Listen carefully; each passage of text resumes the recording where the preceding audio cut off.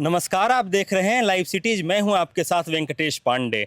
भारत सहित बिहार और देश के जो तमाम राज्य हैं, हर जगह इन दिनों सबसे ज़्यादा अगर कोई चीज़ चर्चा में है तो है जातियों की बात। सरकार ने कुछ दिन पहले ये कह दिया कि जो अगली जनगणना होगी उसमें जाति जनगणना भी एक साथ होगी, यानी जो जातिवार डाटा है वो भी लिया जाएगा। इसके बाद से जो तमाम राजनीतिक दल हैं उधर से बयानबाजी शुरू हो गई।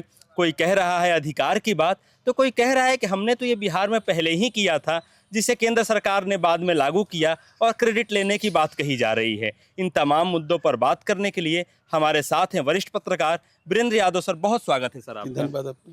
लगातार वीरेंद्र जी ये बात हो रही है कि जो जातिगत जनगणना है उसमें अधिकार देने की बात हुई कि ब्राह्मण कितनी आबादी है, यादव कितनी आबादी है। आप इसको किस तरह से देख रहे हैं? अब अधिकार देने की बात नहीं, छोड़ने की बात होनी चाहिए। छोड़ने की बात होनी चाहिए, क्योंकि भाई अगर बात करते हैं जाति के अनुपात में प्रतिनिधित्व, हर नेता ही कहता है कि भाई जाति के अनुपात में देंगे। तो जो 3% वाले 13% मार रहे हैं उनका क्या करेंगे? जो 14 वाले 25 मार रहे हैं उनका क्या करेंगे? जो 6 वाले 18 मार रहे हैं उनका क्या करेंगे? सवाल अब लेने की नहीं है, अब उनकी बात छोड़ने की। अगर मान लीजिए आज बिहार की राजनीति में 15% यादव हैं, उनके 52 विधायक हैं, एटलीस्ट लगभग 25%। भूमिहार राजपूत की संख्या 2.5-3-4% है। उनके उम्मीदवारों की मतलब विधायकों की संख्या हम लगता है कि 18 से 20% है। तो भाई जिसकी आबादी इतनी कम है उतना हक मार रहा है, तो हम उनसे हक कब छीनिएगा? अब देने तब दीजिएगा किसी को। आप 10 मौलवी जातियों का कोई आता पता नहीं है, खाली वोट देते भूल जाते हैं लोग। जो 10 मौलवी की जाति है, बिहार की डाटा हुआ था, जो जिनका आबादी 1% से कम है, उसकी आबादी लगभग बहुत ज़्यादा है खुद जोड़ के, लेकिन अलग अलग टुकड़ों में बटे हुए हैं। उनका न कोई विधायक बनता है, न कोई MLC बनता है। उनको कब बनाइएगा? अब सवाल उनके हक की बात होनी चाहिए। अब हमारे हिसाब से हक लेने की बात नहीं है, देने की बात भी नहीं है, छोड़ने की। कौन कौन छोड़ेगा? क्या RJD वाले कितना यादव को धकिया पाएंगे? भाजपा वाले कितना भूमिहार राजपूत ब्राह्मण को धकिया पाएंगे? अभी तो भाई कहार को या डोम को या मुसहर को दिया अधिकार उसमें, या कौन जातियां हैं? तो अब अधिकार छोड़ने कि लेने वाले छोड़ने की बात होनी चाहिए। अब उसी वजह से भाई जो उनका छोड़ेगा तो उनको देगा। तो अब अगली लड़ाई होनी चाहिए, अधिकार छोड़वाने की हो, छोड़ेगा तो छोड़ो कोई, मतलब अधिकार छीनने की बात होनी चाहिए, देने की बात नहीं है। तो फिर जब छोड़ेगा तब ये जगह बनेगी तब किसी बांटिएगा आप। तो जगह बनाने के इसको बनने का छोड़ने के बाद ही तो अब हमारे हिसाब से सरकार को अब इसकी तैयारी करनी चाहिए कि अब अधिकार छोड़ेंगे लोग कैसे, उनको पहले छोड़वाए तब किसी को देंगे वो। अच्छा, बीते दिन 1-2 दिन पहले तेजस्वी यादव का एक बयान आया था, जिन वो लगातार जो अभी यहाँ सत्ता में JDU है उस पर हमले कर रहे थे कि सांसद कौन है, राज्यसभा में कौन है, यहाँ मंत्री में किसके पास है। इस तरह से जो तमाम तरह से वो निशाना साधने की कोशिश कर रहे थे, और उन्हें एक तौर सीधे तौर पर कहा कि जो अल्पसंख्यक हैं या जो तथाकथित पिछड़े समाज से आते हैं उन्हें उनका हक नहीं मिलता है। तो ये जो बिहार की राजनीति है और जो जातिवार चीज़ें हैं उनमें वो किस तरह से हक दिलाने की बात कर रहे हैं? हम तो वही कर रहे हैं ना, जो आप कह रहे हैं हम वही कर रहे हैं, हक नहीं मिलता उनको। तो कैसे हक मिलेगा? जैसे कि हम लोग छोड़ने की बात हो रही है ना। जैसे आज हम बात कर रहे हैं कि हर आबादी कम है, अधिकार विधायक ज़्यादा है, अधिकारी ज़्यादा है, पदाधिकारी ज़्यादा है, सरकारी नौकरी में उनकी हिस्सेदारी ज़्यादा है। तो हर जगह जो चढ़े हुए हैं उनको उतारेंगे कैसे? जैसे नीतीश जी JDU के बारे में बात कर रहे हैं कि सब सवर्ण बैठा हुआ है हर पद पे, सही बात है। लेकिन आप उठा के देखिए फिर इसी दूसरी पार्टी, इन्हीं की पार्टी में RJD में, वहाँ क्या है? वहाँ सब यादव बैठे हुए हैं। तो वहाँ कुरुम बैठे हुए हैं, यादव बैठे हुए हैं, कहीं भूमिहार कहीं ब्राह्मण बैठा हुआ है। हम तो इनकी बात करते हैं।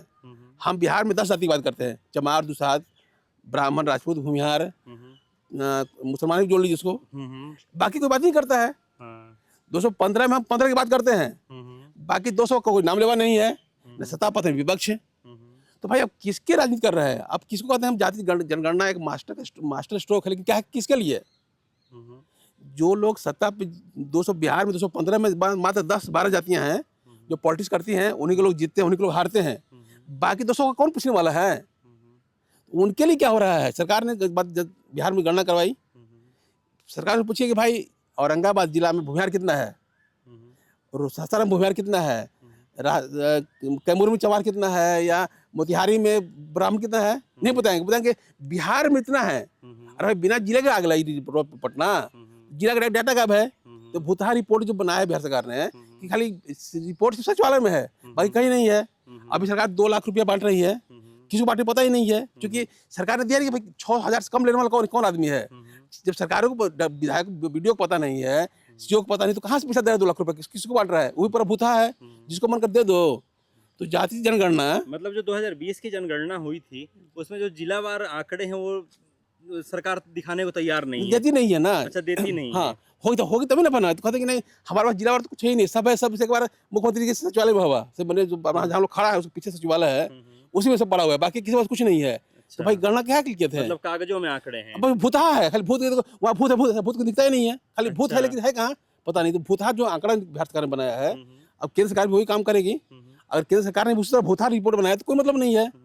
जब तक आप अलग अलग नहीं बांटिएगा, जब अलग बांटिएगा ना तो फिर दिखाई पड़ेगा कि कुछ ही जातियां हैं पूरे देश में। अगर ये हम बिहार की बात करते साथियों की, तो हर राज्य में 10 जातियां ही पॉलिटिक्स करती हैं, बाकी सब हाशिए पर रहती हैं। तो 10 के खिलाफ ही जो एक अधिकार की बात, उनके 10 के अलावा जो के को वोट अधिकार देने की बात है, हिस्सेदारी की देने की बात है, अब उसमें चर्चा होनी चाहिए। अभी केंद्र सरकार ने अचानक से ऐलान कर दिया, अश्विनी वैष्णव सामने आए और बाकायदा कहा गया, उसके बाद चाहे नित्यानंद राय का बयान हो, बाकी लोगों का बयान हो, ये चल रहा था कि जो जातिवार जनगणना नहीं कराई जाएगी। लेकिन अचानक से इसे, और इस बरस चुनावी ये बरस है, बिहार में विधानसभा के चुनाव होने हैं, तो ये किस तरह से जो जातियों के समीकरण, क्या ये एक साधने की कोशिश है या फिर सरकार की मंशा पहले से थी जातिगत जनगणना कराने की? सरकार की मंशा जो भी रही हो पहले से वर्तमान, लेकिन हमारे हिसाब से इसका वोट को असर नहीं पड़ने वाला है। अच्छा, इसका वोट पर असर नहीं पड़ने वाला है, इसलिए कि बिहार में तो सब पहले ही से कह रहा था कि भाई हम सब साथ ही चल गिन लेवल जाओ, कोई मना किसी को विरोध था? भाजपा ने सपोर्ट किया, जदयू ने किया, आरजेडी ने किया, सब पार्टियों ने किया। तो हम वोट का मुद्दा कहाँ था? ये होता ना कि कुछ लोग विरोध कर रहे थे, तो ना भी विरोधी था, कुछ नहीं, हम तो सब वहाँ चल रहे, चल गिना सो रहे, अब लोग लाइन गिने खातिर गिना दे, सरकार गिन लिया लाइन बना के, भाई इतना राजपूत, इतना भूमिहार, इतना ब्राह्मण, इतना कहाँ, इतना कोयरी, इतना लोहार, इतना बढ़ई, सरकार गिन लिया। लेकिन अब सवाल है कि किसको कहाँ किसी को विरोध था? तो बिहार केंद्र ने क्यों किया निर्णय? उन्होंने तो हमसे कहने कही ना, आपसे कहने कही है, घोषणा की, बोले कि हम खाली करवाएंगे। जो सरकार नित्यानंद राय पहले लोकसभा में कहा था इन्होंने, जाति जनगणना नहीं करवानी है हमको, वही कह रहे कि बारे बारे बारे हो गई। तो भाई जो कल तक कह रहे थे कि बड़ा देश के लिए खराब है, वही चिल्ला रहे कि जय हो मोदी जी, जय हो गल बा मतगणना होत बा। तो भाई क्यों आपकी बदलाव आ गया? जब सरकार कल तक न कहने वाला ही हाँ कह के चिल्ला रहा है, तो उसकी अंतरात्मा कैसे बदल गई अब तो ही बता पाएंगे। लेकिन हमको लगता है कि उस 20 का वोट की वास्ता नहीं है। अच्छा। इसे वोट को नहीं पड़ने वाला है। हाँ, इसके आंकड़े अगर सरकार जारी करती है, हम बात करें, बात हिस्सेदारी की बात कर रहे हैं, तो तब दिखाई पड़ेगा। तो सरकार गिनती क्या है कि बिहार, मान लो बिहार में गणना हुई, तो क्या होता है कि बिहार में इतने लोग ये सरकारी नौकरी में है, सरकारी नौकरी में वो चपरासी है कि डीएम है, ये बताती नहीं है। और मान लीजिए अगर 3% लोग सरकारी नौकरी में है, 4% लोग हैं, तो उसमें कितने डीएम हैं, उनकी जाति क्या है, और जो चपरासी हैं उनकी जाति क्या नहीं बताती है। जब तक आप अलग नहीं बताइएगा किस पद पे किस जाति का कितनी हिस्सेदारी है, तो क्या मतलब है? खाली गिनती नहीं होगी भाई, जब 200 मान लीजिए IAS है, 200 में कै को चमार है, कै को साधे, कै को भूमिहार है, कै को अहिर है, बताइएगा तो जनता जाएगी हाँ भाई हमारा हक हिस्सेदारी मिल रही कि नहीं मिल रही है। हिस्सेदारी किस तय होगी? बिना जाति जान ले, अब बताते नहीं है। इसे बिहार सरकार ने नहीं बताया हिस्सेदारी की बात, तो कैसे हम मानते हैं हिस्सेदारी मिल जाएगी हमको? कल कांग्रेस ने बाकायदा एक प्रेस कॉन्फ्रेंस की, हरियाणा से नेता जो रणदीप सुरजेवाला है वो पहुंचे थे और उन्होंने बाकायदा कई सारी चीज़ों का जिक्र किया। राजेश राम बगल में बैठे थे, उनका जिक्र किया कि कभी ये जो समुदाय के लोग हैं, लोग खाना नहीं खाते थे, अब स्थिति क्या है। जो जिस तरह से कांग्रेस खुद को तैयार कर रही है और केंद्र सरकार के फैसले के तुरंत बाद जिस तरह से कांग्रेस ने बिहार को चुना, यह बाकायदा प्रेस कॉन्फ्रेंस की गई, ये जो तमाम चीज़ें, इस बार के जो चुनाव में कांग्रेस इस कार्ड को कैसे खेलेगी?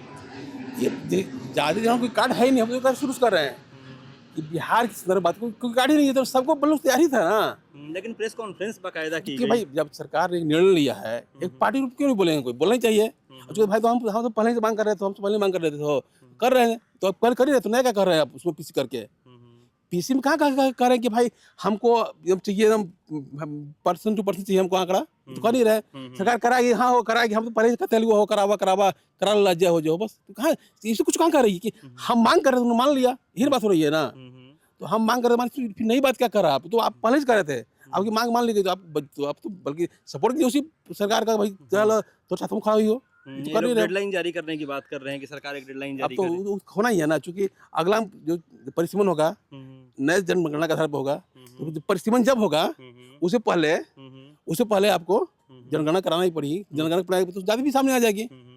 लेकिन उसका रिपोर्ट कैसी आएगी, जैसे बिहार तरफ भूथा आएगी या साफ साफ आएगी कि भाई डीएम के अधिकारियों में किस जाति के कितने लोग हैं, चपरासी में किस कास्ट के कितने लोग हैं, जमीन पर किनकी हकदारी ज़्यादा है, अगर ये सब डिटेल्स आएगा तब उसका औचित्य है कोई मतलब। नहीं तो उसकी मुड़ी गिनने का कोई मतलब नहीं है। जनगणना हो या ना हो, आज भी क्वेश्चन नहीं पड़ता है, कल भी क्वेश्चन नहीं पड़ेगा। जब तक एकदम हिस्सेदारी का विभाजन वर्गीकरण नहीं होगा तब तक जाति जनगणना का कोई न राजनीतिक फायदा होना है, न पॉलिटिकली, न शासन, न आर्थिक फायदा होना है।